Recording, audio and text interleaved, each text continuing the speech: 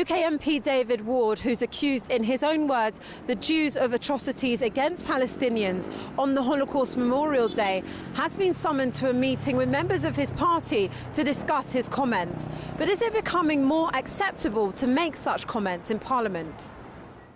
Mr Ward was unavailable for comment. However, JN1 spoke to Justin Cohen, news editor at the Jewish News, who has been in contact with the MP. We wanted to find out why, if he was so sorry for what he had said, 11 days after the statement, the original offending comments remained on his website. So we got in touch with him by email and asked, if you are in fact sorry about this, when are you going to remove the statement from your site? He sent me an email saying, would it be acceptable for me to replace the term the Jews with the Jewish community, effectively just repeating the slur that he had promised not to do.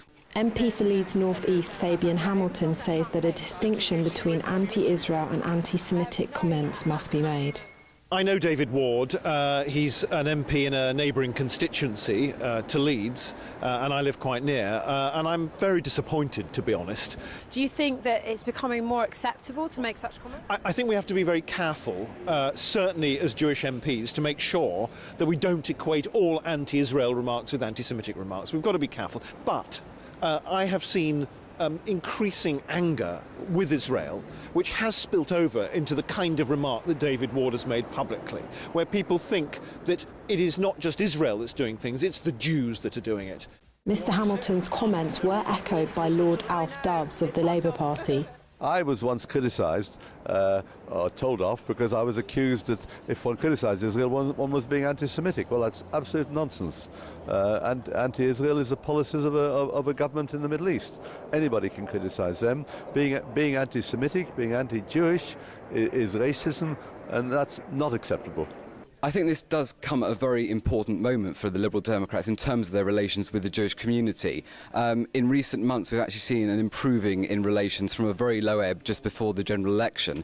Nick Clegg has given a speech to the Liberal Democrat Friends of Israel in which he said that the party hadn't always acknowledged both sides of the Israeli-Palestinian conflict in the way that they ought to. So I think everyone will be looking at the response of the party to this latest controversy.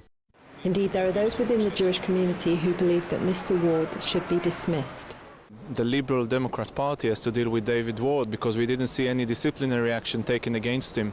And based on the history of other Lib Dem members, such as Jenny Tong, who did have some of issues with Israel and with some anti-Semitic remarks last year, had to resign from the party. So what I would like to see the Liberal Democrat Party taking the whip of David Ward MP. The Board of Deputies, the Jewish Leadership Council and other community leadership organisations have been assured by the Liberal Democrat Party that if more comments of a similar nature are made, the consequences for Mr Ward would escalate significantly beyond the official censure he received. As the issue continues, many in the Jewish community are hopeful that action will be taken against Mr Ward. This is Celestina Ololode for JN1 in London.